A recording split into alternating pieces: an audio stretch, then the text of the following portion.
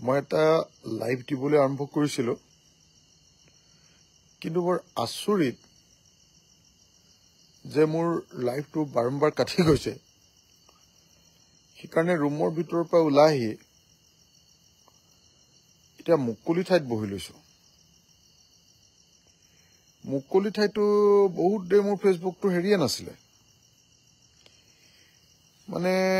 কি যে আচৰিত ইৰো সাগে সাইবাৰ এটাকে কৰিছে দেই বাৰু হ'ব বহুত দেৰি লাগি আধা ঘন্টা লাগি এতিয়া আকৌ আহিছেগে আকৌ কাটি দিব পাৰে সাগে এটা দুটামান কথা কওঁতে কাটিবই সাগে হেঁতি মই এনেকে যে এটেক কৰিব পাৰে শুনিছিলো আজি সাংঘাতিক ধৰণে এইটো কৰিছেচোন কথা কবলৈকে দিয়া নাই কাটি দিছে দেখিছেনে অথচ মই ফুল মানে নেটৱৰ্কৰ জায়গাত আছো ঠিক আছে মই আৰম্ভ কৰিব খুজিছো নমস্কাৰ বন্ধুসকল মই আজি ক'ব খুজিছিলো যে অসমত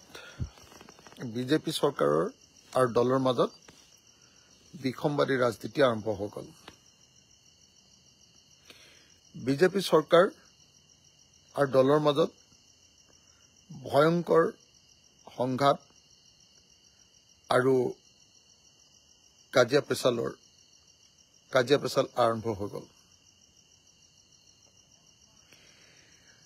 ইতিমধ্যে মন্ত্ৰী